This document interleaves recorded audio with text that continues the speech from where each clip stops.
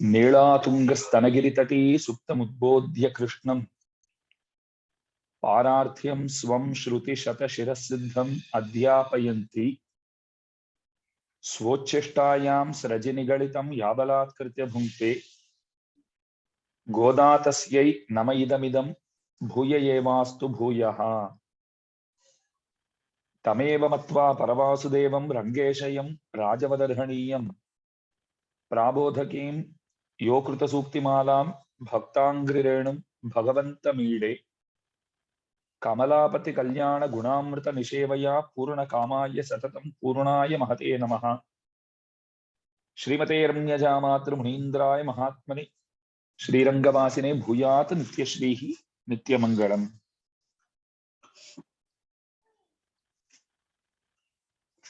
आज हम सबके लिए परम पावन दिन है। भक्तांग्रि रेणु स्वामी जी महाराज का अवतार दिन है। आज ज्येष्ठा नक्षत्र है। श्री रंगनाथ भगवान के परम भक्तों में आप अग्रेसर माने जाते हैं। इतना ही नहीं, रामानुज स्वामी जी महाराज के गुरु महापूर्ण स्वामी जी महाराज का भी आज अवतार महोत्सव दिन है। धनुर्मास मासानां मार्गशीर्षोहम, प्रभु गीता जी में बोलते हैं ये जो महीना है वैष्णव महीना है। महीना का नाम ही इस तरह दिया गया है, वैष्णव महीना, विष्णु भक्ति के लिए दिया गया एक मास। इसका मतलब ये नहीं है कि अन्य मासों में हम विष्णु भक्ति ना करें, हमेशा करना चाहिए। खास इस महीने में सुबह उठ करके प्रभु की पूजा करना चाहिए। गोदाम्बा महारानी अपने आप को एक गोपी समझ करके श्रीविल्लिपुत्तूर अपने जो गांव है उसी गांव को नंदगांव गोकुल समझ करके व्रतानुष्ठान करती है, व्रतोपवास करती है। और जितने भी वहां के सहेलियां हैं ऐसा समझती है कि ये सब गोकुल के गोपी गण है। और वटपत्रशाही प्रभु के मंदिर जो है वो कृष्ण कन्हैया का मकान है। अंदर लेटे हुए प्रभु जो है वो हमारे लिए कन्हैया है। अच्छा, प्रभु के पास जाकर के क्या करना है? तो अम्मा जी बोलते हैं पहले प्रभु को जगाना है। वैसे तो सबको प्रभु जगाते हैं, तो अम्मा जी इसलिए विलक्षणा मानी जाती है। आप जाकर के सबको जगाने वाले प्रभु को जगाए और बोले कि सेवा करने आई हूं, कृपया सेवा प्रदान करना और हमसे सेवा स्वीकार करना। तो सबको साथ में लेकर के प्रभु के वहां पहुंच गई। कल के दिन 16वें पाशुर में नंदगोप के मतलब नंद बापा के तिरुमाली गई मकान पहुंच करके द्वारपालकों से निवेदन करती है कि कृपया हमें अंदर जाने दीजिए। द्वारपालकों से प्रार्थना करती है क्योंकि शास्त्रों में कहा गया है कि भगवान के भक्तों को आगे रख के हमें भगवान की ओर जाना चाहिए। भगवान के भक्तों को आगे रख के प्रभु की ओर जाना चाहिए। आचार्यों को आगे रख के प्रभु की ओर जाना चाहिए। इसलिए बोलते हैं अम्बा जी द्वारपालकों से निवेदन करके अंदर गए। तो अंदर और भी द्वारपालकों थे, उन लोगों से भी निवेदन किया और सब अंदर जाने दिया। अंदर जाके देखा तो सबसे पहले नंद बाबा वो लेटे हैं, नंद बाबा के बाद यशोदा मैया लेटे हैं, यशोदा मैया के बाद बलभद्र बलराम वो सो रहे, बलभद्र बलराम के बाद कृष्ण कन्हैया सो रहे। तो अम्मा जी को मालूम पड़ गया भगवान को बचाने हेतु, भगवान को संभालने के लिए सबसे पहले नंद जी लेटे हैं और यशोदा मैया, फिर बलभद्र, तीनों का विचार इस तरह है कि कोई प्रभु को परेशान करने आए तो हम तीनों को पार करके वो आगे जाए, सीधा प्रभु के पास नहीं जाना चाहिए।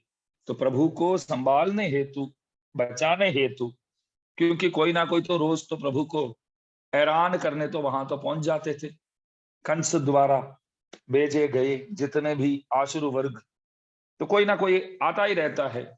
इसलिए तीनों ने विचार किया कि हम पहले सोएंगे, प्रभु को आखिर रखेंगे ताकि कोई आकर के परेशान ना करे।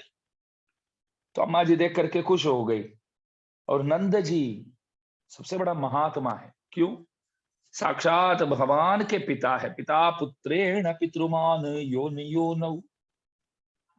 प्रभु अपने ही बच्चों में किसी एक को पिताजी के पद दे करके वे स्वयं पुत्र बन करके आए और पितृवाक्य परिपालन जो है वो पूरी तरह किया।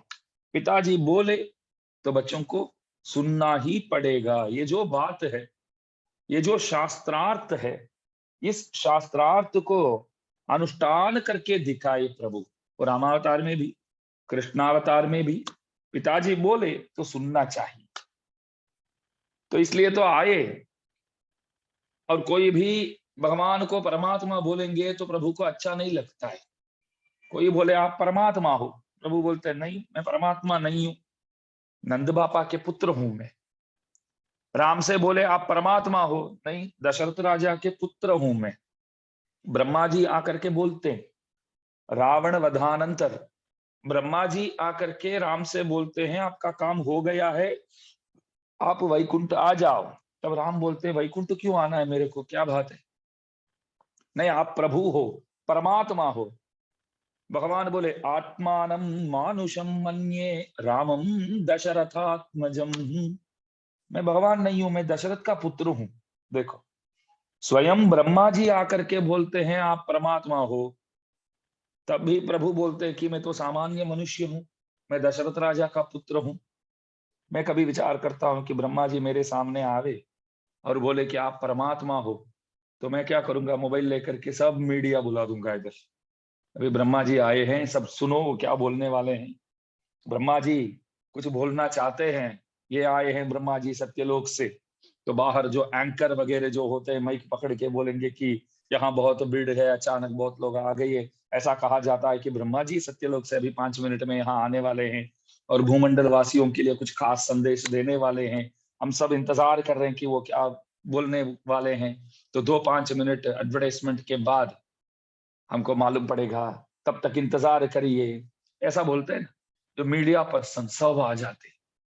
राम बोले कोई मीडिया पर्सन बुलाने की जरूरत नहीं है, और अब भले आप ब्रह्मा जी है आए हैं, प्रणाम है आपको, लेकिन मैं कोई भगवान नहीं, मैं दशरथ राजा का पुत्र हूं। ठीक इसी प्रकार कन्हैया भी बोलते हैं कि मैं सामान्य हूं।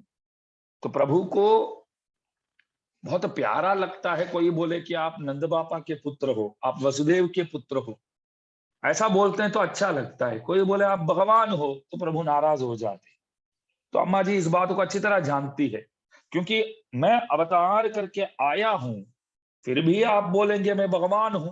प्रभु ऐसा बोलते हैं मैं तो आप लोगों के बीच में तो अवतार करके आ चुका हूं, आपके रिश्तेदार भी बन गया हूं, रिश्ते में आया हूं, फिर भी आप बोलते हैं भगवान भगवान करके, तो अच्छा नहीं लगता है। इसलिए अम्मा जी देखिए, हे नंद बापा के सुपुत्र भगवान को हर बार इस तरह पुकारते हैं, श्रुति म परे स्मृति म परे भारतम परे भजन्तु भवभीता। जो भवभीत होते हैं, भव माने संसार, संसार से जितने भी डरते हैं वे लोग क्या करते हैं, नित्य निरंतर कुछ ना कुछ तो पाठ करते रहते हैं। कोई वेद पाठ करता है, कोई शास्त्र पाठ करता है, इतिहास इत्यादि पढ़ता है, पुराण पढ़ता है। मैंने पूछा ये सब क्यों पढ़ते हो, गीता भारत इत्यादि क्यों पढ़ते हो? बोले कि ये सब पढ़ेंगे ना तभी संसार को पार करके मुक्ति पा सकते हैं। तो एक कवि, ध्यान दीजिए, ये कवि ऐसा बोले, अरे श्रुति स्मृति भारत गीता इत्यादि पढ़ने की कोई जरूरत ही नहीं। तो क्या करना चाहिए संसार को पार करने के लिए, क्या करना चाहिए? तो वो बोले श्रीमते नंद गोपालाय नमः, श्रीमते नंद गोपालाय नमः। कभी नहीं सुना। श्रीमते रामानुजाय नमः सुना है, श्रीयै नमः, श्रीधराय नमः, वो सब सुना है। श्रीमते विश्वक्सेनाय नमः सुना है, श्रीमते शतकोपाय नमः सुना है। अस्मद्गुरुभ्यो नमः, अस्मत्परमगुरुभ्यो नमः, अस्मत्सर्वगुरुभ्यो नमः, श्रीमते रामानुजाय नमः, श्रीपराङ्कुशदासाय नमः, श्रीमद्यामुनमुनये नमः, श्रीमद्यामुनमुनये नमः, श्रीराममिश्राय नमः, श्रीपुण्डरीकाक्षाय नमः, श्रीमन्नाथमुनये नमः, श्रीमते शतकोपाय नमः, श्रीमते विश्वक्सेनाय नमः, श्री यही नमः, श्रीधराय नमः। जो वाक्य गुरु परंपरा बोलते, श्री वैष्णव को रोज अनुसंधान करने योग्य है। जैसे उठते हैं तब ये सब अनुसंधान करना चाहिए, तिलक जब लगाते तब ये सब अनुसंधान करना चाहिए। वाक्य गुरु परंपरा।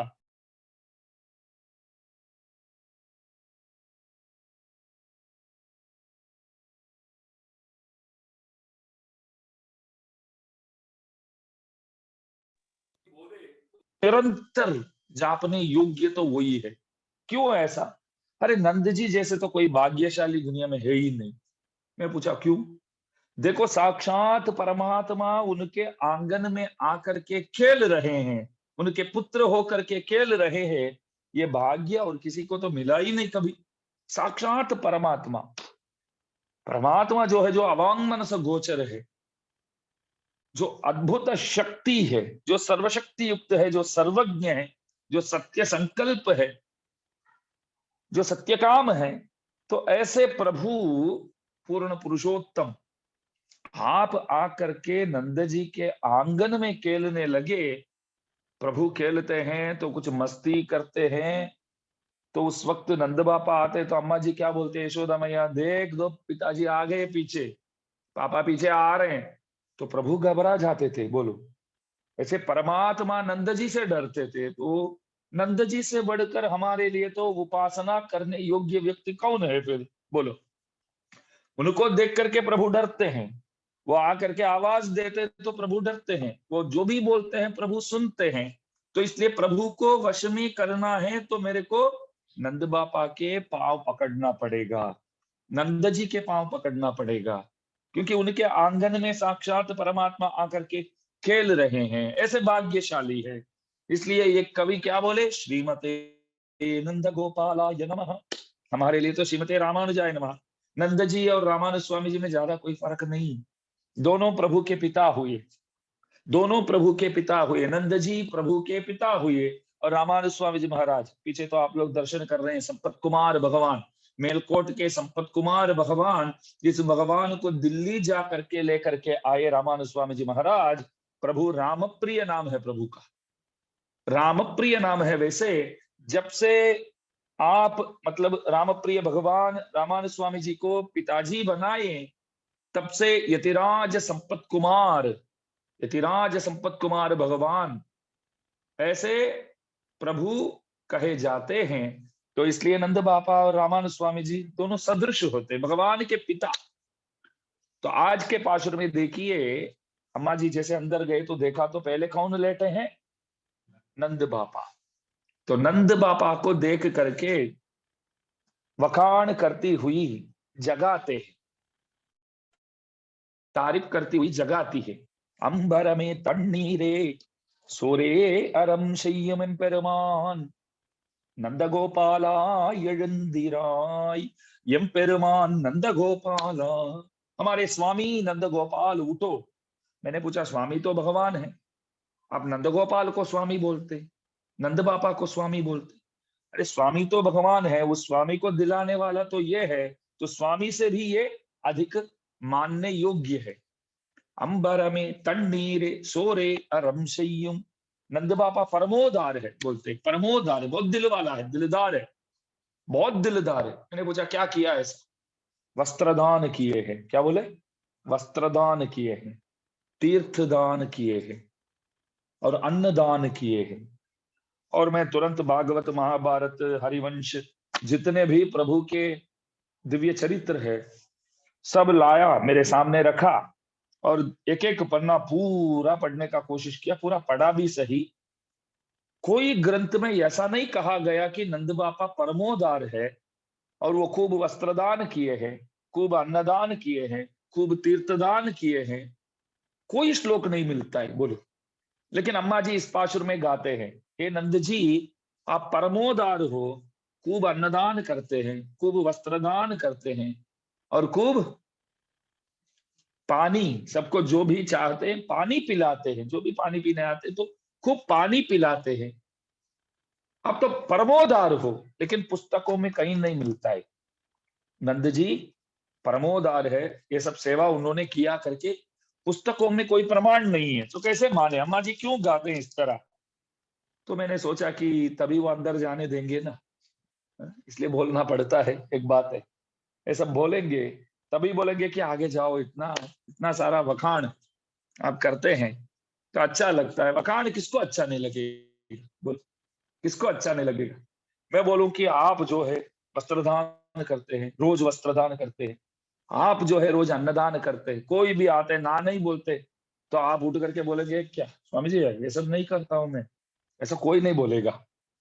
बाद में आकर के स्वामी जी से एकांत में बोलेंगे, स्वामी जी आपने बहुत ज्यादा बोल दिया, इतना तो दास नहीं करता है। लेकिन जब स्वामी जी बोलते हैं तब उठ करके कोई नहीं बोलेगा, नहीं बोलते तो बोलने दो यार, बोल रहे हैं, हमने तो नहीं बोला बोलो करके। वो अपने हिसाब से बोलते हैं, हम क्यों रोके? वो अपने हिसाब से वखाण करते हैं। वखाण किसको अच्छा नहीं लगता है, बोलो? वखाण किसको अच्छा नहीं लगता है? सबको अच्छा लगता है, लोग चाहते हैं कोई वखाण करे, वखाण करे, वखाण करे। पागल हो जाते, पागल बन के घूमते हम्म? लोग वखाण करे, पैसे दे करके बोलते हैं कि वखाण करो, बोलो, पैसे देते लोग चाहते, लेकिन वखाण करने सुयोग्य व्यक्ति परमात्मा और हमारे आचार्यों होते हैं और कोई नहीं। लाला, वखाण करने योग्य जो है वो भगवान और हमारे आचार्यों होते हैं। तो बोलते हैं प्रशंसा जो है करना तो सही है, लेकिन उन्होंने जब वस्त्रदान, अन्नदान और तीर्थदान किया ही नहीं है तो इस तरह वखाण करना कहाँ सही है? परमोदार कहना कैसे सही है? तो एक अद्भुत व्याख्यान पूज्यपाद अनंगराचार्य स्वामी जी महाराज यहाँ कहते हैं, हाँ नंद जी ने तो नहीं किया, नंद जी ने तो ये सब नहीं किया, पुस्तकों में प्रमाण तो है नहीं, हम मानते हैं, ध्यान दीजिए, नंद जी ने तो नहीं किया, मगर ये तीनों सेवा, वस्त्रदान, अन्नदान, तीर्थदान, ये तीनों कन्हैया ने किया है। ये तीनों दान कन्हैया ने किया है। वस्त्रदान प्रभु किया कि नहीं? किसको? द्रौपदी को। वस्त्रदान प्रभु ने किया है। और अन्नदान अद्भुत चरित्र है, हमारे आचार्य वर्णन करते हैं। श्रमणी विदुर ऋषि पत्नी पूतरा किन पुंडरीकाक्ष नेडनोक शाप मिडिंदन पंडुमिरे। आचार्य हृदय श्री सूक्ति। एक बार प्रभु अपने बच्चों के साथ, मतलब जितने भी गोपाल थे सबके साथ गायों को चराने हेतु वन में पहुंचे। वन में गए सबको लेकर के, सुबह नाश्ता वास्ता करके ही निकले, सब चाय नाश्ता करके ही निकले। तो जाते जाते सबको उस दिन क्या हुआ पता नहीं है, सबके सब बोलने लगे आज तो बहुत भूख लगती है भाई। जैसे गए वैसे ही, तो ठीक है टिफिन तो लेके आए हैं दोपहर के लिए, वो खा लेते हैं, चलो। तो बैठ करके वो भी खा लिया। खाने के बाद आधे घंटे के बाद एक एक बोलने लगे कि पता नहीं है, मौसम ऐसा है इसलिए कि मालूम नहीं है, बहुत भूख लगती है, तो कुछ खाना ही पड़ेगा। तो प्रभु बोले मेरे को भी ऐसा ही है, लेकिन अभी क्या करें, घर पे भी तो अभी जा करके हम बोलेंगे, बाद में बनाएंगे, उसमें तो बहुत समय लग जाएगा। और फिर यहाँ वन में कब आएंगे वापस? यहाँ आए हैं तो शाम को ही अभी घर पहुंच सकते हैं। तो एकमात्र उपाय है कि कोई यहाँ आकर के प्रसाद दे देवे तो हम आराम से पा सकते हैं, तो उसके लिए कोई उपाय है क्या? तब एक दोस्त बोलता है, कन्हैया सुबह जैसे हम आ रहे थे ना, जैसे वन के अंदर हम घुसे, वैसे वहां देखा नहीं आपने एक दृश्य? क्या बात है? नहीं, महर्षि लोग बहुत लोग इकट्ठे हुए हैं, वहां बैठे हैं, कुछ हवन करने वाले हैं आज। अरे महर्षि लोग तो नित्य निरंतर कुछ ना कुछ याग इत्यादि, हवन इत्यादि तो करते ही रहते हैं। नहीं नहीं, पीछे देखा, वहां ऋषि पत्नियां मिल करके सब खाना बना रहे थे। आज क्या शीरा भी है, पोंगल भी है, शक्कर पोंगल है, पुलियोदरे पुलियोरा बोलते हैं वो है, और दही बात है, और खीर है, क्षीरान्न है, वड़ा है, सब बनाते हैं यार वहां। लगभग बन गया, जैसे हम आए ना तभी बस सुगंध इतना बढ़िया, हर जगह फैला हुआ सुगंध। तो बहुत मस्त मजा आया, जैसे आया तभी मालूम पड़ गया। प्रभु बोले तो क्या कर सकते, नहीं वहां जा करके कुछ पूछेंगे तो वो लोग देंगे ना, तो हम सब आराम से बैठ करके खा सकते।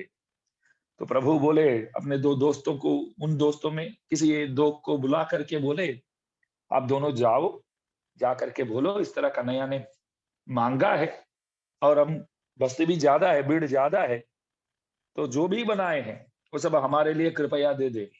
अब जाके बोलो। तो दोनों बच्चों बोले, दो बच्चों जो जाने वाले थे दोनों बोले कि जाके इस तरह पूछेंगे तो देंगे। पूछो तो सही यार, अवश्य देंगे, मेरा नाम लो मिल जाएगा। वहां जा करके मेरा नाम देने का है, बस इतना ही। कन्हैया बोले तो कौन ना बोलेंगे। तो दोस्त दोनों एक दूसरे को देखने लगे। कन्हैया का नाम का इतना प्रभाव है कि हम तो जानते ही है गांव में किस तरह है प्रभाव प्रभु का नाम का। ठीक है जाते हैं। तो दोनों गए थे, वहां ऋषि लोग बैठे हुए थे, सब वहां इकट्ठे होकर के हवन प्रारंभ करने वाले। बोले प्रसाद चाहिए हमको, जो भी बनाया ना सब हमारे साथ भेज दो। बच्चे बोले कन्हैया ने बोला है। दोनों बोले कौन है कन्हैया, पहले वो बताओ, वो कौन है। सामान्य गोपाल है? इधर आ करके आप लोग ऐसे जैसे आप लोगों ने पूरा सेवा किया इस तरह मांगते हैं। शाम को आओ, सब हवन होने के बाद, पूर्णाहुति होने के बाद एक दोना में, एक पड़िया में प्रसाद दिया जाएगा। हा? शाम को आओ, लाइन में खड़े हो जाओ, शाम को आकर के, अभी कुछ नहीं मिलेगा, जाओ। प्रभु बेचारे वहां वन में सबके साथ बैठे हैं, और इस तरह हाथ रख के वो देख रहे हैं, दोनों बच्चे बैलगाड़ी में सब प्रसाद लाएंगे करके ऐसे बैठे हैं, प्रभु इंतजार कर रहे हैं। तो दोनों बच्चे आ रहे थे, तो एक बोला, एक गोपाल बोला कि दोनों आ रहे हैं वहां से, ऐसा वो कूदने लगा। वो दोनों समझ गए, देखो सब खुश हो गए। वहां नजदीक जा करके कुछ भी नहीं है बोलने से अच्छा इधर से ही बोल देते करके दोनों बोले कि ऐसे ऐसे करने लगे।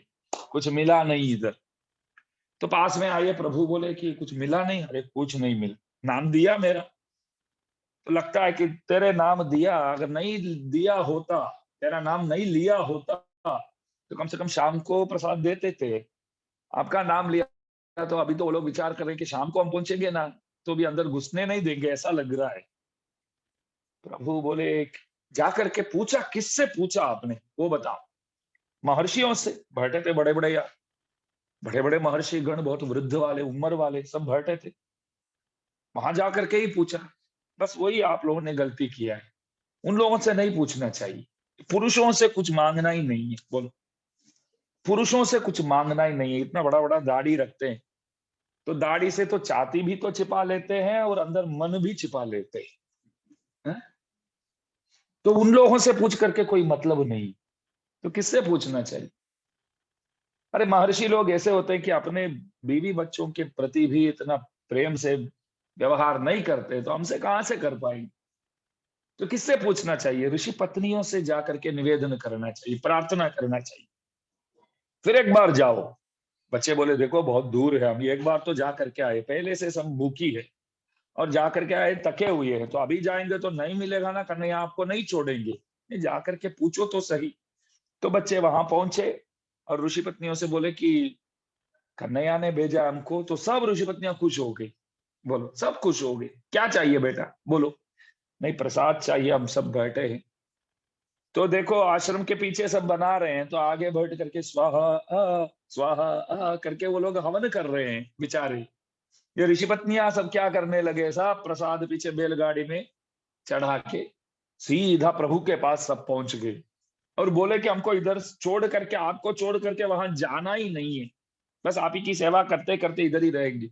प्रभु बोले ये तो गलत बात है, आप तो अपने अपने पतियां का ख्याल रखना, वहीं रहना वही सही है, आप प्रसाद लेके आए हैं, ये बड़ी बात है। तो ऋषि पत्नियां एक अद्भुत बात बोले, देखो कन्हैया, आप आपको देखने के लिए, तो आपसे मिलने के लिए तो ये सब कर रहे हैं, आप स्वयं आ गए, फिर भी प्रभु रुको ये करके आता हूं करके बोलना, इससे बेहतर कोई हंसने योग्य बात कोई है क्या? बोलो। ये सब क्यों कर रहे हैं? देखो, पूजा कर रहे हैं, पाठ कर रहे हैं, तो मैं पाठ करता करता क्यों कर रहा हूं? बस प्रभु एक ना एक दिन मिल जाए, पाठ करता हूं।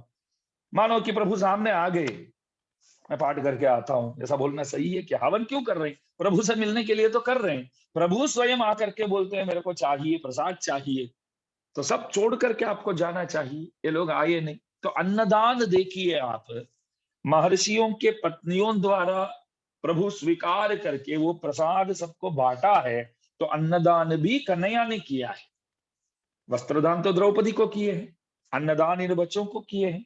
और तीर्थदान मोड़ई यड़वित्तवन्मलई, महाभारत युद्ध में घोड़े बहुत सबके सब बहुत प्यास लगने लगे, घोड़ों को प्यासी, सबके सब प्यासी हो गए। तो उस वक्त प्रभु अर्जुन को बोलते हैं कि एक स्थल दिखा करके यहाँ बाण प्रयोग करो, मैं जानता हूं यहाँ नीचे गंगा मैया बहती है और यहाँ से अवश्य पानी बाहर आएंगे और घोड़े सबके सब पानी पी करके खुश हो जाएंगे।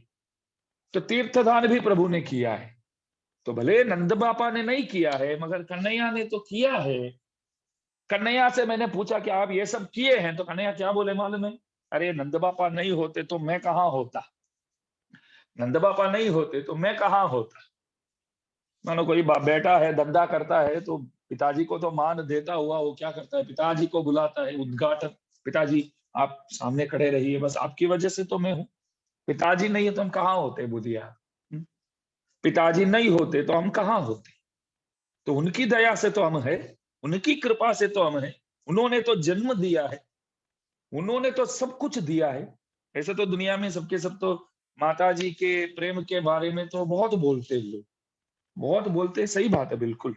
माँ के सदृश तो कोई है नहीं, वो बात अलग है। माँ के सदृश तो कोई है नहीं, लेकिन पिताजी एक परिवार के लिए जो कुछ त्याग करते हैं, जो कुछ वो करते हैं, वो साक्षात पूर्ण परमात्मा परमेश्वर भी नहीं कर सकता है। वही तो सच बात है। हमारे लिए पिताजी जो करते हैं वो कौन कर सकते? वो जो स्थान है, पिताजी के जो स्थान है, वो स्थान को कोई पूरा कर ही नहीं सकता है। माँ बाप के जो स्थान है कौन पूरा कर सकते?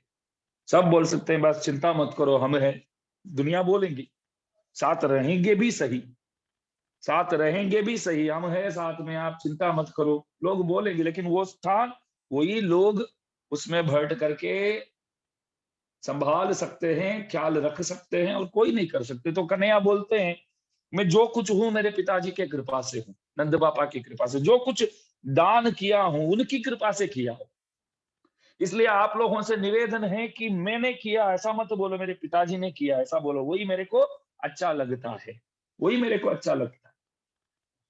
कन्हैया का मकान बोले ना तो प्रभु नाराज हो जाते हैं, नंद बापा का मकान बोले तो अच्छा लगता है प्रभु को। ये नंद बापा का मकान बोलते हैं ना तो प्रभु को अच्छा लगता है। आप अपने दोस्त को घर पे लेके आए, एक दिन पहुंचते पहुंचते आप बोले ये मेरा मकान आ गया, यही तो बोलेंगे ना, ये मेरा मकान आ गया, दोस्त आजा भाईबंद आओ, ये है मेरा मकान, हमारा मकान ये है। आप ऐसा बोलेंगे कि मेरे पिताजी का मकान है, ये मेरे पिताजी का मकान? कोई बोलता है ऐसा दोस्त को? घर पे साथ में रहते हैं तब, अलग हो जाते हैं तो ये पिताजी का मकान, ये मेरा मकान, वो बात सही है। बचपन में जब आप स्कूल पढ़ते हैं, पिताजी के माताजी के पिताजी के साथ रहते हैं, दोस्त को घर ले जाते हैं, तो क्या बोलेंगे? ये हमारा मकान, ये पिताजी का मकान करके बोलते कोई। 14 साल के बाद वापस अयोध्या आ रहे हैं राम, रावण वध के बाद पुष्पक विमान में बैठे, सीता मैया साथ है, पुष्पक विमान में फ्लाइट में लेके गए अम्मा जी को। 10 महीने वहां परेशान थी ना, चलो एक बार फ्लाइट में जाते, खुश हो जाओ। तो फ्लाइट में बिठा करके लेके गए, तो अयोध्या पहुंचने वाले हैं, नीचे दिखता है, मतलब जैसे पहले बोलते थे, आज भी कभी कभी बोलते, फ्लाइट में जाते हैं ना तो तिरुपति आते हैं तो बोलते हैं लेफ्ट साइड में देखना तिरुपति है करके, तुरंत वैसे सब भागते हैं ना, दास को अच्छा लगता है। इतने सारे आसमान पहुंचते पहुंचते भगवान के प्रति भक्ति करने लग जाते हैं लोग, जमीन पे नहीं करते, ऊपर जाते तो डर लगता है था। तो बोलते कि तिरुपति इस तरफ आया है करके बोलते तो सब उस तरफ जाते। तो राघवेंद्र सरकार राम बोले सीता मैया को, नीचे देखो सीता, नीचे देखो क्या आया है और कितना समय लगेगा। तब बोले राजधानी पितुर्मम, क्या बात बोले, मेरे पिताजी का गांव आ गया। क्या बोले, मेरे पिताजी का गांव आ गया। सीता मैया को इतना अच्छा लगा, राम आप जैसे कोई है ही नहीं। पिताजी गए हुए 14 साल हो गई, पिताजी गए हुए 14 साल हो गई, अभी भी आप बोलते हैं कि राजधानी पितुर्मम, ये अयोध्या मेरे पिताजी का गांव आ गया, मेरा नहीं है। क्या बात है, ये मेरा नहीं है।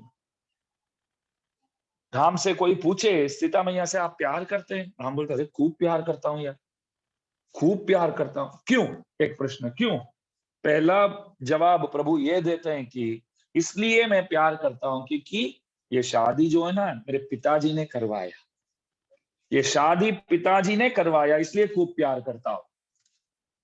पिताजी ने ये शादी करवाई इसलिए खूब प्यार करता हूं। क्योंकि जब हार लेकर के अम्मा जी आई थी, धनुष तोड़ने के बाद हार लेकर के अम्मा आई थी, तो राम रोकने लगे सीता मैया को, रुक रुक रुक, क्या कर रही है।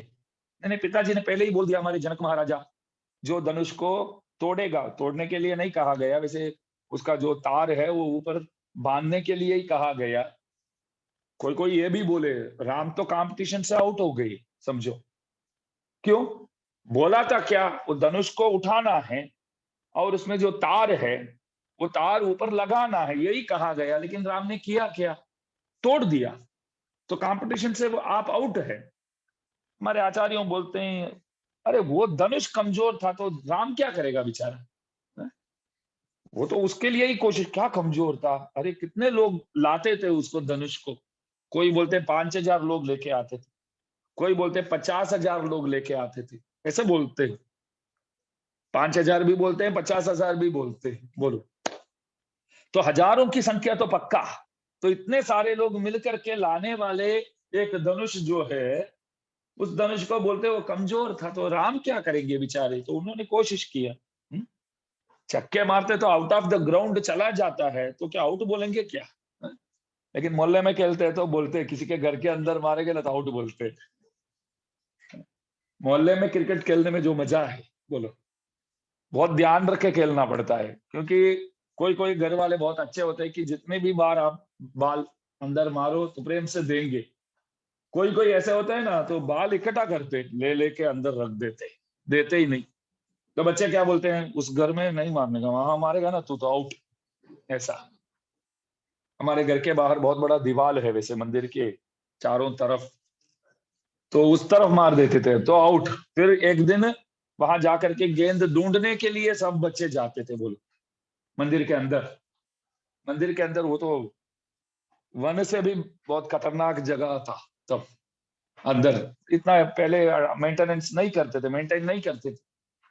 तो जाने से पहले क्या करेंगे, सुदर्शन भगवान के मंदिर जाएंगे, 50 पैसे 1 रुपया हुंडी में डालेंगे, बोले बहुत सारे बाल्स मिले आज, ढूंढने आए हैं, तो मजा आती थी तब तो देखिए राम ने तो तोड़ दिया, फिर अम्मा जी आकर के हार पहनाने आए, तो प्रभु बोले रुकिए रुकिए क्या कर रहे हैं, नहीं पिताजी ने बोला था ना यही तो स्वयंवर है। राम बोले नहीं नहीं, शादी वादी तो मैं नहीं निर्णय ले सकता हूँ, पिताजी है मेरे। क्या बोले, मेरे पिताजी है।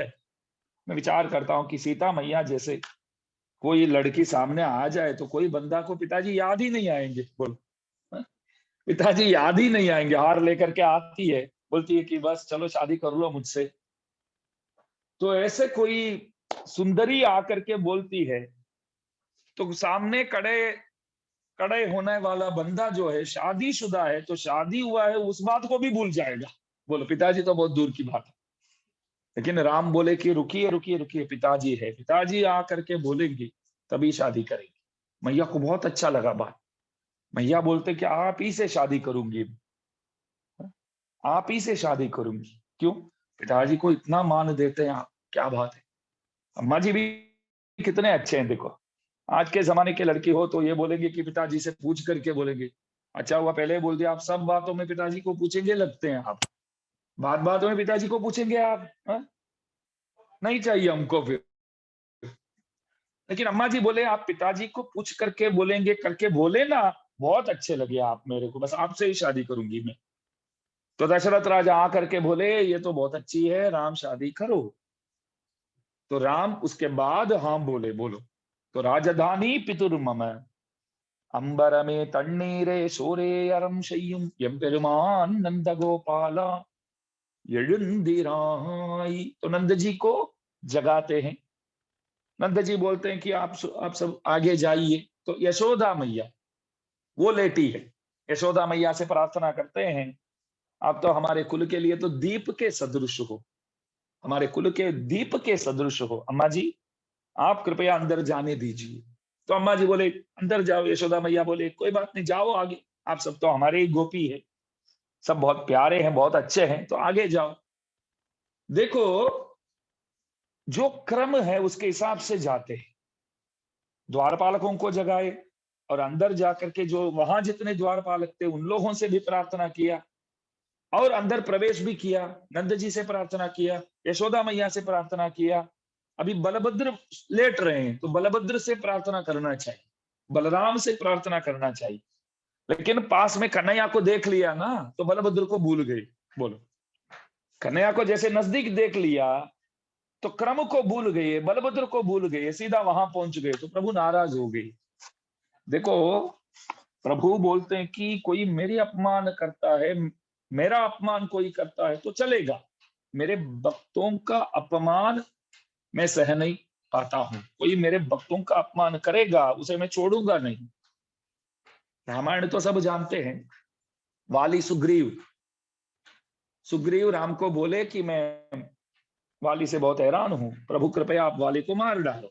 राम क्या बोले, बुलाओ, दोनों झगड़ा करो, युद्ध करो, मैं कहीं पीछे रहूंगा, छुप कर रहूंगा और वाली को मैं मार डालूंगा। लेकिन आप लोग कितने लोग जानते हैं मालूम नहीं, राम बोले तो सुग्रीव वाली को बुलाए, दोनों युद्ध करने लगे। राम ने कुछ नहीं किया, पहली बार कुछ नहीं किया, एक ऑडियंस की तरह देख रहे थे प्रभु, मैच जैसे देखते वैसे देखते थे। वाली ने इतना मारा सुग्रीव को, सुग्रीव आकर के बोलता है कि आपसे नहीं हो सकता है, संभव नहीं है, तो पहले ही बोलना था ना, है? ऐसा क्यों भेजा मेरे को। देखो बच गया वो बड़ी बात है। हम सब बोलते हैं कि राम सत्यवादी है, कभी झूठ नहीं बोलते। राम झूठ बोलते हैं, राम झूठ बोलते हैं। उस दिन बोले सुग्रीव तूने बोला था कि वाली को मारना है, बात सही है, एक बार भी नहीं बोला कि वाली भी तेरे जैसे ही दिखता है, उसका भी चेहरा तेरे जैसे ही है करके तो बोला नहीं है। तो मैं विचार करता था भैया कि मैं वाली समझ करके तेरे को मार डालूं तो वो तो बहुत खतरनाक बात है। तो इसलिए सोचा कि पहले मालूम तो पड़े कौन वाली कौन सुग्रीव। तो इसलिए मैं ऐसा ही बैठ गया, कुछ किया नहीं। राम इतना भी नहीं जानते कौन वाली है कौन सुग्रीव, बोलो, ये भी नहीं जानते राम। झूठ क्यों बोले, मगर क्यों बोले। उसके बाद राम क्या करते हैं वो देखने योग्य है। लक्ष्मण भैया को बुलाते हैं, लक्ष्मण इधर आओ। गजपुष्पी करके एक माला है, एक फूल है।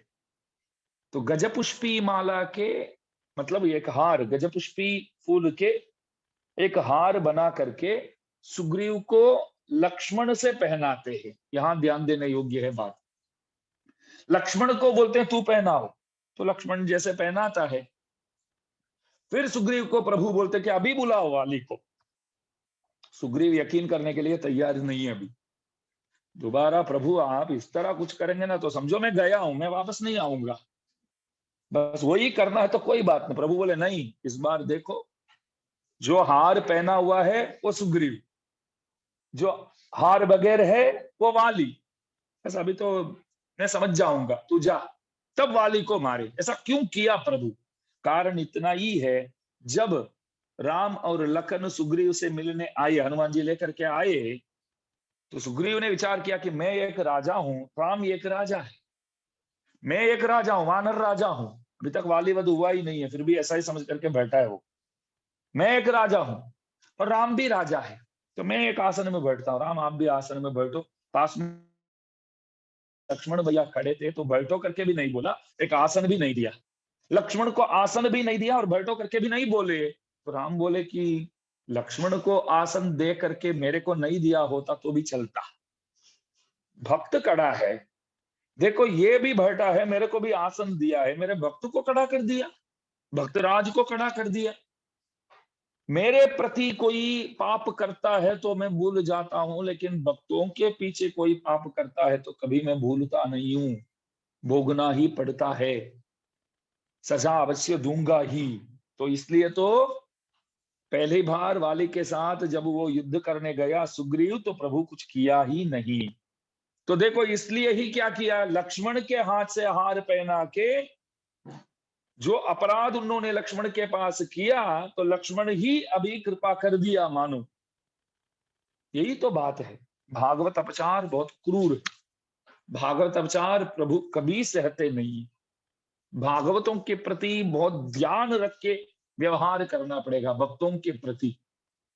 हम ऐसा नहीं बोल सकते हैं वो कहाँ भक्त है, वो किधर किधर जाता है, किधर किधर भटकता है, मैं सब जानता हूं। हम बोलते हैं ऐसे, भक्तों के बारे में इस तरह बात करते हैं।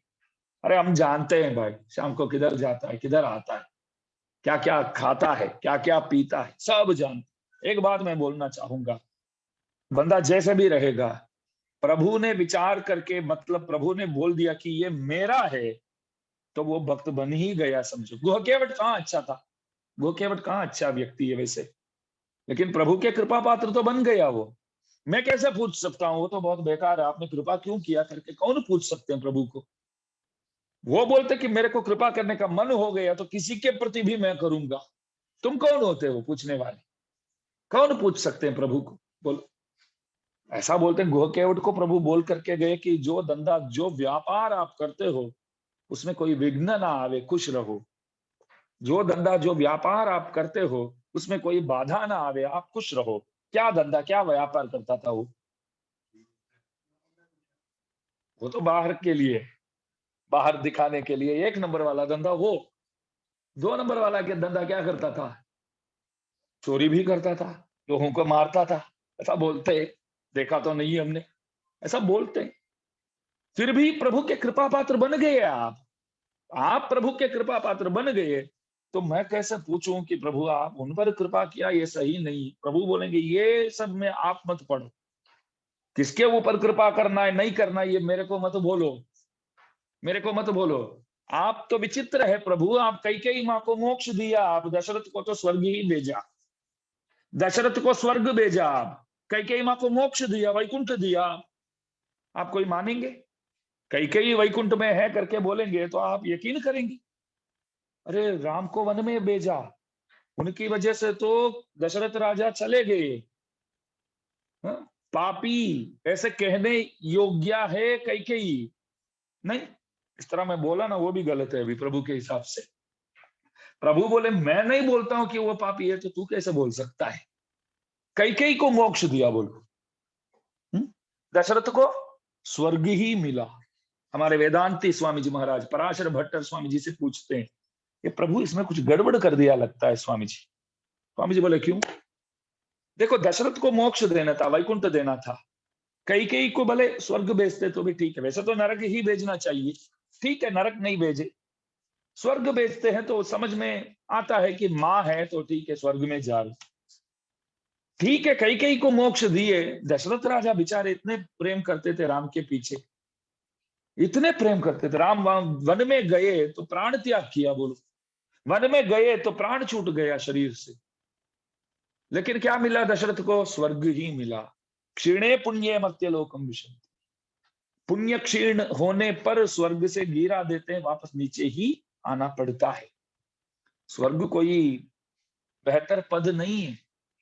आपके दादाजी के, आपके पिताजी के, माताजी के, किसी के भी जो वैकुंठवास हुए हैं उन लोगों के चित्रपट में स्वर्गवासी ऐसा कृपया मत लिखना। स्वर्गवासी नहीं है वे लोग, वैकुंठवासी है, जो नित्य धाम पहुंचे हैं, जो प्रभु के चरणारविंदों में बैठ करके नित्य निरंतर सेवा कर रहे हैं। तो ऐसे लोगों के अपमान जाने के बाद भी हम करेंगे इस तरह, है? ऐसे महात्माओं के अपमान, ऐसे महात्माओं को इस तरह हम अपमान करेंगे जाने के बाद भी। स्वर्गवासी, वैकुंठवासी यार, वहां पहुंचे। अरे वैकुंठवासी हो स्वर्गवासी हो क्या फर्क पड़ता, कोई बोले क्या फर्क पड़ता, नहीं। वो वहां पहुंचे तो वो आपको लगेगा इधर वो बात भटता है, तो वो वहां पहुंचे हैं उनकी महिमा से। आगे पीछे 21 सदियां तक सबके सब, 21 पीढ़ियां तक, सदियां नहीं, 21 पीढ़ियां तक सबके सब मोक्ष पहुंचते। बोल, ये तत्संबंधिनश्चान्ये, तो संबंधी संबंधी गण सब वहां पहुंचते, तो वैकुंठवासी। तो अभी देखते हैं कि क्यों दशरथ को स्वर्ग ही मिला। तो भट्टर स्वामी जी बोले, वेदांती जी पहले बोले राम के पिता है फिर भी स्वर्ग ही मिला। भट्टर बोले राम के पिता है इसलिए स्वर्ग मिला, वो राम के पिता है इसलिए स्वर्ग मिला, वरना नरक ही मिलना था उनको। क्यों? देखिए, धर्म में दो है, साक्षात धर्म और आभास धर्म। धर्म दो है, साक्षात धर्म और आभास धर्म। झूठ बोलना वो एक पाप है, किसी को मारना, खून करना वो पाप है। मानो कि दोनों में एक पाप तो करना ही पड़ेगा, तो आप क्या करेंगे? झूठ बोलेंगे, क्योंकि वो तो लगता है कि मारना तो बहुत बड़ा पाप है, झूठ बोलना ही पड़ेगा, दोनों में एक करना पड़ेगा, तो झूठ बोलेंगे। दशरथ ने क्या किया? खून किया। दोनों में एक करना पड़ा तब खून किया। कैसे? कैकेयी को जो उन्होंने पहले ही वचन दिया हुआ था, समझो, मानते हैं हम, दो वरदान पहले कभी दिया हुआ था, तो इस समय उन्होंने वो इस्तेमाल करने लगी। राम को साक्षात धर्म, रामो विग्रहवान धर्म, उस राम को वन में भेजा। कैकेयी को नहीं कह सकते थे, कैकेयी देखो पहले बोला हुआ था, बात सही है, लेकिन यही वरदान करके कहीं साइन नहीं किया, मैं दो वरदान में दूंगा करके तो बोला था, लेकिन यही वरदान करके आपने भी तब कुछ नहीं पूछा, मैंने भी कुछ नहीं बोला, अभी उसके बारे में विचार नहीं करेंगे। मैंने तो सबको बोल दिया राम ही राजा बनेगा, तो राम को मैं राजा बनाऊंगा। तो ठीक है, उन्होंने जो वचन कैकेयी को दिया हुआ है वो ना कर पावे, फिर भी साक्षात धर्म जो है उस पर ध्यान रख के सोच करके काम करना था। लेकिन उन्होंने क्या किया? झूठ बोलना तो बहुत बड़ा पाप है, झूठ नहीं बोलना चाहिए, इससे अच्छा वध कर लेते चल, ऐसा निर्णय करके राम को वन में भेज दिया। तो साक्षात धर्म को वन में भेज दिया, आभास धर्म को बचाने हेतु, सामान्य धर्म को बचाने हेतु साक्षात धर्म को वन में भेजा। तो आप नरक पहुंचने के लिए योग्य तो तभी बन गए, लेकिन राम के पिता है, तो बोले, यमराजा भी बोले कि राम के पिता को यहाँ ला करके परेशान करना मेरे को मन नहीं लगता है भाई, कुछ बोलो ना, कुछ सैंक्शन कर दो, कुछ स्वर्ग इत्यादि सैंक्शन करके वहां भेज दो। अच्छा, एक दो पन्ने पाठ डालो बस, और क्या, उनके अकाउंट से डिलीट कर दो, आज के हिसाब से ऐसा बोलना पड़ता है, एक दो पोस्ट डिलीट कर दो, फेसबुक पोस्ट डिलीट कर दो, स्वर्ग में भेज दो। तो राम के पिता हुए इसलिए तो आप स्वर्ग में गए, वरना नरक की जाने योग्य हुए आप। ठीक है स्वामी जी, ये तो ठीक है, आपने समझा दिया।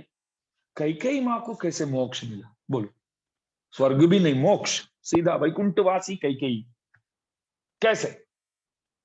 राम से तो नफरत करती थी, राम को वन में उन्होंने ही भेजा, फिर कैसे वो मोक्ष पहुंच गई?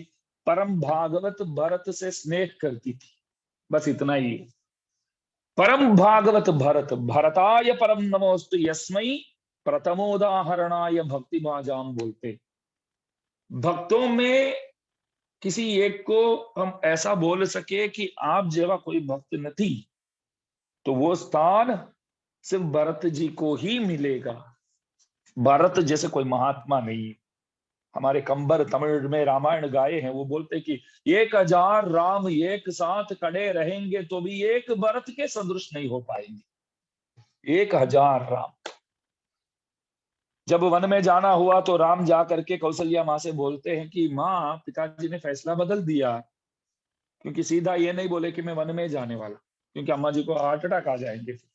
कौशल्या को पहले बोले पिताजी ने कुछ फैसले बदल दिया, भरत को राजा बनाने वाले, पहले ये बोले भरत को राजा बनाने वाले। प्रभु देखते हैं कि प्रतीक्षा करते हैं अम्मा जी क्या बोलेंगे, वापस में क्या बोलेंगे कौशल्या। कौशल्या अद्भुत बात बोलती है राम से, राम सुन लो अच्छी तरह, भरत जो है ना तुमसे भी बहुत अच्छा है। राम को सीधा बोलते, भरत जो है तुमसे भी बेहतर लड़का है, बहुत बढ़िया है, राजा बनने योग्य है, लेकिन बस एक बात सही नहीं है क्या, इस कुल में, इस इक्ष्वाकु कुल में, इस इक्ष्वाकु कुल में जब बड़ा रहता है, बड़े रहते हुए किसी एक छोटे को कभी राजा नहीं बनाया, बस एकमात्र वही तकलीफ है अभी। बड़े लोग रहते हैं तो छोटे को कभी राजा नहीं बनाया हमारे कुल में, बस वही तकलीफ है। बाकी देखा जाए तो आपसे भी प्रजों के हित में और शासन करने में गुण के हिसाब से आपसे तो भारत बहुत अच्छा है। कौशल्या बोलती है भारत जैसे कौन हो सकते हैं बोलो। लक्ष्मण तो ठीक है, सेवा तो किया है, ठीक है सेवा तो किया है, लेकिन मैं बोलता हूं ना, जैसे ठंडी में एसी वाला, स्वामी जी आपके लिए एसी लाया हूं, चालू करना ही पड़ेगा, आपके लिए लाया हूं। अरे ठंडी बहुत है ना, वो तो हमको आप 2-4 ओढ़ लो, कोई बात नहीं, हम देंगे आपको, ओढ़ने के लिए दे देंगे आपको, ब्लैंकेट दे देंगे, ओढ़ के सो जाओ, लेकिन ये तो चालू करना ही है। और रक्त वो तो कम करते ही जाता है, 21, 20, 19, 18, 70, 16 में रखता है, बोलता इसी में रखना तभी बहुत मजा आती है। ऐसा नगराचार्य स्वामी जी महाराज एक कथा बोलते, अद्भुत कथा बोलते। किसी एक शिष्य वो रोज गुरुजी के लिए कहीं नदी से पानी लाता था, घट में रोज लाता था, और उसी में गुरुजी स्नान वगैरह करते थे। तो एक दिन गुरुजी बहुत हैरान थे, तबीयत ठीक नहीं था, तो बुखार इत्यादि, तो दवा लेकर के ऐसे ही लेटे थे। गुरुजी ने विचार किया कि आज स्नान नहीं करना है, तबीयत ठीक नहीं है तो स्नान नहीं करना है। तो वो लेके आता था, वहां से घट में पानी लेकर के आकर के रखा। गुरुजी बोले आज नहीं स्नान करना है बेटा, मेरे को तबीयत बिल्कुल ठीक नहीं है, उठ ही नहीं पाता हूँ, उठ ही नहीं पाता हूँ। पूजा भी मैंने बोल दिया और एक शिष्य को बोल दिया कि तू कर दो, मैं आराम करता हूँ आज। शिष्य बोले नहीं, मैं तो लाया हूँ आपके लिए, तो घट में पानी लाया हूँ गुरुजी वहां से, आप ऐसा मत कहिए। आप देखिए दास को ये सेवा का मौका आप तो देते ही रहिए, एक दिन नहीं देंगे ना तो भी दास का क्या होगा फिर, है? दास का ये जो आत्मा है वो बोलता है देखो सेवा नहीं करेगा दास, आज दास जो लाया है उस पानी में नहीं नहाएंगे आप, तो दास का आत्मा जो है उसका उद्धार कभी होगा ही नहीं। क्या बोले, आत्मोद्धार जो है वो कभी होगा ही नहीं, आप आज नहीं नहाएंगे तो। गुरुजी बोले आज मैं नहाऊंगा ना तो मेरे आत्मा का उद्धार हो जाएगा, इसलिए नहीं नहाना है आज। तो लक्ष्मण ने जो सेवा किया वो इस तरह है कि मैं सेवा करूंगा ही, आपको अच्छा लगे ना लगे। प्रभु बोले आपको साथ में नहीं आना है, मैं तो आऊंगा ही, मैं जो बोलता हूँ सुनो तो सही, मैं नहीं सुनूंगा। हाँ काम में आए तो लक्ष्मण साथ में थे तो प्रभु को बहुत अच्छा लगा, वो सब बात अलग है, लेकिन प्रभु नहीं चाहते थे कि वो हमारे साथ चले। लेकिन भरत जी जो है अत्यंत पारतंत्रीय, बोलते हैं शेषत्व और पारतंत्रीय जो दो चीजें। शेषत्व सेवा करना, पारतंत्र्य प्रभु के हिसाब से सेवा करना, उनके हिसाब से, गुरु जी के हिसाब से सेवा करना, प्रभु के हिसाब से सेवा करना। मेरे को अच्छा लगता है इसलिए, ये बात नहीं, प्रभु को अच्छा लगता है इसके लिए, गुरु जी को अच्छा लगता है इसके लिए। तो भरत जी इसमें श्रेष्ठ माने जाते। तो भरत जी को देख करके कैकेयी माँ बोलती थी कि ये मेरा बेटा है, मेरा बेटा है, ये अभिमान एक भागवत से, मेरा पुत्र करके एक भागवत से स्नेह करती थी, स्नेह रखती थी, अभिमान रखी थी। तो जो दशरथ को भी नहीं मिला मोक्ष, वो मोक्ष कैकेयी माँ को मिल गया, भले भगवान से नफरत करती थी। तात्पर्य यह हुआ कि आप प्रभु से प्यार करके भागवतों से नफरत करेंगे तो कभी आप मोक्ष नहीं पाएंगे। भले आप प्रभु से नफरत करो, भले आप प्रभु से नफरत करो, फिर भी भागवतों के प्रति भावना, प्रेम भावना इत्यादि आप करेंगे तो आप अवश्य आप मोक्ष पाएंगे, बस इतना ही। प्रभु से नफरत करो, प्रभु से नाराज हो जाओ, कोई दिक्कत नहीं, लेकिन भागवतों से नाराज नहीं होने का है कभी। भागवतों से नाराज होंगे तो कभी उद्धार संभव ही नहीं है। प्रभु से भले नाराज रहो, इस तरह कैकेयी की तरह प्रभु से नाराज, एक भागवत से तो बहुत प्रेम करती थी तो प्रभु मिल गए। तो इसलिए यहाँ कहते कि नंद गोपाल, नंद जी बहुत मनाने योग्य है, और यशोदा मैया मनाने योग्य है, योग्या है। और सीधा गए तो बलभद्र को भूल गए, बलभद्र को भूल गए। तो प्रभु को जगाने लगे, प्रभु उठो उठो। प्रभु नाराज हो गए, बलभद्र को छोड़ करके मेरे पास आ गए। तो और एक कमरे अंदर वहां नीड़ा देवी है, तो वहां पहुंच गए प्रभु सीधा जा करके, दरवाजा बंद कर दिया। सबने विचार किया ऐसा क्यों किया प्रभु? तब मालूम पड़ा तो भूल तो हमने किया, बलराम से प्रार्थना करना चाहिए। भैया भैया करके हर एक बात प्रभु उनसे पूछ करके ही करते हैं, बहुत मान देते हैं। सुभद्रा प्राणनाथाय जगन्नाथाय मंगलम। आज भी देखो पुरी क्षेत्र में, जगन्नाथपुरी में बलभद्र दर्शन देते हैं। बलभद्र और सुभद्रा जी और भगवान तीनों रथ में आते हैं, और सुभद्रा जी के लिए अलग सा रथ है। उस रथ में सुभद्रा जी अकेले आ रहे, तो दोनों भैयाओं ने बोले, देखो भैया दोनों बोले कि वो बहन अकेले आ रही है, तो अकेले तो रथ में, भले रथ अलग सा रथ है, सब भक्तों साथ में है, फिर भी अकेला छोड़ना अनुचित है।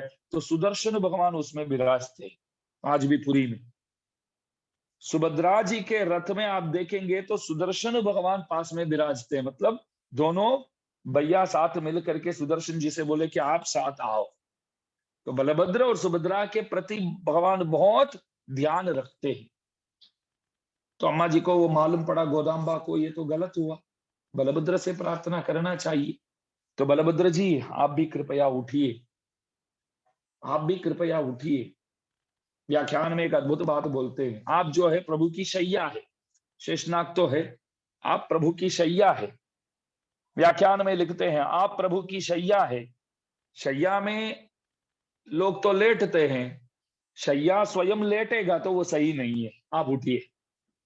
शैया में लोग लेटते हैं, आप शैया हो, आप ही लेटे रहेंगे तो अच्छा नहीं है वो, आप उठिए, हमको प्रभु के पास ले जाइए। इस तरह प्रार्थना करते हैं। ये आज का पाशुर का वैसे सार है। और हम तो 15 पाशुर, 15वां पाशुर में भी थोड़ा अनुभव करना बाकी है। वैसे 16वें पाशुर तो अनुभव कर चुके हैं। नाने दाना ये श्री वैष्णव लक्षण बताते, एक 5 मिनट दास आज लेगा। नाने दाना ये दोषी जो हूं वो मैं हूं, अम्मा जी बोलते हैं, श्री वैष्णव लक्षण बताती, मैं हूं दोषी। अभी वापस भरत के बारे में देखते। राम वन में गए, भरत तो गांव में भी नहीं थे, मामा के वहां गए हुए थे। तो वापस आए तो देखा तो मालूम पड़ा कि राम वन में गए हैं। राम वन में गए, कारण कौन है, वो विचार करते हैं, इंक्वायरी करते हैं। राम वन में गए तो कारण कौन है? शत्रुघ्न बोले ये जो मंतरा है वो कारण है। न मंथराय, मंतरा कारण नहीं है, वो तो नौकरानी है, कुछ भी बोल सकती है। अच्छा, कैकेयी माँ कारण है। न च मातुरस्य, वो माँ है, मेरे प्रति बहुत प्यार करती है, तो इसलिए ये बोल कर दिया। औरत है, कुछ बोल दिया। पिताजी को सुनने की क्या जरूरत है वैसे, हा? पिताजी को है चुप हो जाओ करके एक बार नहीं बोल सकते हो? कम से कम जीवन में एक बार, कम से कम जीवन में एक बार नहीं बोल सकते? चुप हो जाओ, क्या बात कर रही है तू, बकवास बंद कर। तो पिताजी दोषी? नहीं नहीं नहीं, पिताजी भी नहीं है। दोषो न राज्ञो, वो बेचारे हमेशा वाक परिपालन, वाक्य परिपालन, वचन दिया हुआ, बस इसी में गए हो। वो प्राण से भी अधिक जो वचन दिए हैं, बस उस पर बहुत वचन देते थे। तो कौन कारण है? बस राम ही कारण है। नहीं बोल सकते थे, मैं क्यों जाऊं पापा, आप जाओ, मैं क्यों जाऊं? ये जितने भी, ये शाहजहां, औरंगजेब, जितने भी राजा हुए, तो सबसे पहले पिताजी को जेल में रख के फिर सिंहासन पे बैठे। सिंहासन में बैठने से पहले क्या करते थे? पिताजी को पकड़ कर संभाल के ले जाते थे, आओ पापा प्रेम से आओ, देख के संभाल के आओ। पिताजी विचार करते थे किधर ले जा रहा है मेरा बेटा, तो ये जेल है, बस इधर ही रहो, इधर ही रहो। तो राजा, बस अब से मैं राजा हूं, आप चिंता छोड़ दो, आप उम्र बहुत हो गया, बैठ जाओ अंदर, हमें समय पे सब दे देंगे आपको। तो इस तरह सब करते हैं भैया, कोई तो नई बात नहीं है। राम ने कभी किया? तो राम देखो पूछ तो सकते थे, मैं क्यों जाऊं, आप जाओ वानप्रस्थाश्रम, बस आप जाओ, वन में जाओ। कल आपने, मैंने पूछा आपसे, मैं मेरे को राजा बनाओ करके मैंने पूछा था क्या आपसे? है? कल रात को आपने बुलाया और बोला कल से तुम राजा। मैं कितना खुश हो गया, सबको व्हाट्सएप पे मैसेज सब भेज दिया, मेरे दोस्त भी विश करने लगे मेरे को। है? अभी बोल रहे हैं आप, ऐसे तैयार होकर के आया हूं, अभी बोल रहे हैं, क्या समझ रखा है मेरे को? एक शब्द भी नहीं बोले तो दोषी राम है। फिर बोले नहीं, राम नहीं, अवतार ही पिताजी जो बोले वो सुनने के लिए हुआ है। वो कभी पिताजी बोलते तो ना नहीं बोलते। तो कौन है कारण? न मंतराय न च मातुरस्य दोषो न राज्ञो न च राघवस्य मत्पापमेवात्र निमित्तमासीत् वन प्रवेशे रघुनंदनस्य। पापी मैं हूं, मैंने जो पाप किया है वो ही कारण है कि राम वन में गए। मैं और किसी के ऊपर क्यों इल्जाम लगाऊं? मैं किसी को क्यों दोषी बनाऊं? दोषी तो मैं हूं, मैं कारण हूं, मेरे वजह से ही राम वन में गए। अरे बेचारे, आप तो गांव में भी नहीं थे यार, आपको कुछ भी मालूम नहीं है, आपको कुछ भी मालूम नहीं है। नहीं नहीं, बस मैं ही कारण हूं। ये उत्तम श्री वैष्णव लक्षण कहा गया है, उत्तम श्री वैष्णव लक्षण। मेरे सिवाय सबके सब अच्छे हैं प्रभु, बस दोषी तो मैं हूं। हमारे पराशर भट्टर स्वामी जी महाराज एक दिन दर्शन के लिए गए थे, 1000 साल पहले की बात है। तो कुछ लोग सामने आकर के गालियां देने लगे स्वामी जी को, बहुत डांटने लगे। स्वामी जी गहने बहुत पहने हुए थे, तो जो भी आए तो सबको विंटी वगैरह निकाल के देने लगे, गालियां देने वालों। जो लोग गालियां देते थे सबको, ये पहनो, ये ले लो, ये ले लो, बहुत कृपा, बहुत कृपा किया आपने, बहुत कृपा किया। तो शिष्यों को बहुत आश्चर्य हुआ, अरे हम वखाण करते रहते हैं हमेशा, हमको भी कुछ नहीं दिए ऐसे। गुरु जी की जय हो, गुरु जी का मंगल हो बोलते तो कभी कुछ किया नहीं। गालियां देने वाले को स्वामी जी खूब बांटते हैं, क्या बात है? स्वामी जी से पूछा ऐसा क्यों किया? तब स्वामी जी अद्भुत बात बोले, ध्यान दीजिए, एक एक श्री वैष्णव को दो काम नित्य निरंतर करना चाहिए। एक प्रभु के मंगलाशासन, प्रभु आपकी जय हो, प्रभु आपका मंगल हो, ये नित्य निरंतर करना चाहिए। और एक काम क्या है? स्वदोषानुसंधान, मैं दोषी हूं, मैं पापी हूं, अमर्यादः क्षुद्रः चलमति रसूया प्रसव भूः कृतघ्नः दुर्मानी स्मर परवशो वंचन परः नृशंसः पापिष्टः। इस तरह मैं पापी हूं, मैं पापी हूं, मैं पापी हूं, ये बोलना चाहिए। आप अच्छे हो, प्रभु आपकी जय हो, आपका मंगल हो, ये दो काम लगातार करना चाहिए। स्वामी जी बोले, देखो मैं तो प्रभु के मंगलाशासन तो करता हूं, मेरा पूरा समय उसी में चला जाता है। आपकी जय हो, आपका मंगल हो, इसी में समय निकल जाता है। स्वदोषानुसंधान, मेरे दोषों को सुना नहीं पाता, मतलब प्रभु को सुनाना नहीं पाता हूं, बोल नहीं पाता हूं प्रभु के सामने, क्योंकि वक्त नहीं मिल रहा है। उनके गुणानुसंधान करता हूं, उसी में समय निकल जाता है। तो स्वदोषानुसंधान के लिए वक्त नहीं मिलता है।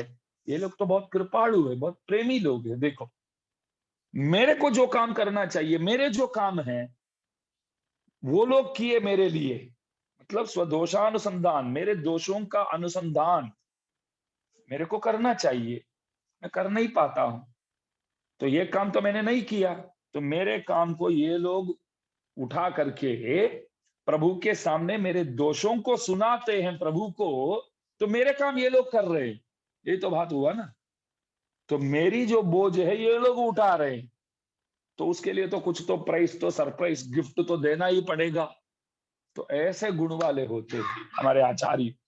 नाने दाना है, दोषी मैं हूं, मेरे सिवाय सबके सब अच्छे हैं। तो इस तरह सोचना शुरू करो, तो ये भूमंडल जो है स्वर्णमय दिखेगा आपको, सबके सब अच्छे हैं, बस एकमात्र दोषी मैं हूं।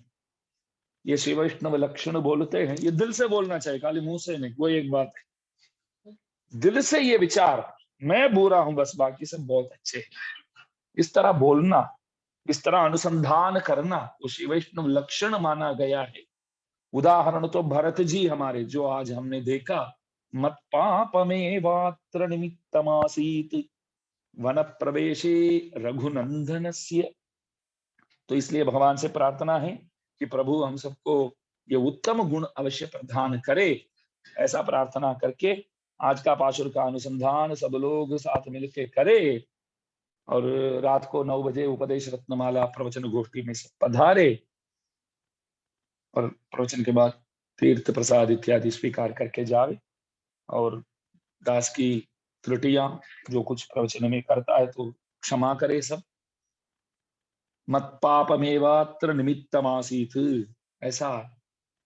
तो दोषों के सहभागी तो और कोई नहीं, दास ही रहेगा। और लेने योग्य कुछ बातें हैं तो पूज्यपाद अनंगराचार्य स्वामी जी महाराज की बहुत कृपा है, पूज्यपाद संपत कुमार आचार्य स्वामी जी महाराज की बहुत कृपा है, तो उन बातों को अवश्य स्वीकार कीजिए। अभी पाशुरानुसंधान करते हैं। अंबर में तन्नीरे சோரே அறம் செய்யும் எம்பெருமான் நந்தகோபாலா எழுந்திராய் கொம்பனார்க்கு எல்லாம் கொழுந்தே குலவிளக்கே எம்பெருமாட்டி யசோதாய் அறிவுராய் அம்பரம் ஊடறுத்து ஓங்கி உலகளந்த உம்பர் கோமானே உறங்காது எழுந்திராய் செம்பொற்கழலடி செல்வா பலதேவா உம்பியும் நீயும் உறங்கேல் ஓர் எம்பாவாய் ஸ்ரீமத்யை விஷ்ணு சித்தாரிய மனோநந்தன ஹேதவே நந்தநந்தன சுந்தரியை கோதாயை நித்யமங்கலம் ஸ்ரீமதே ரம்யஜாமாத் मुनीन्द्राय महात्मने श्रीरंगवासिने भूयात् नित्यश्रीर्नित्यमङ्गलम्।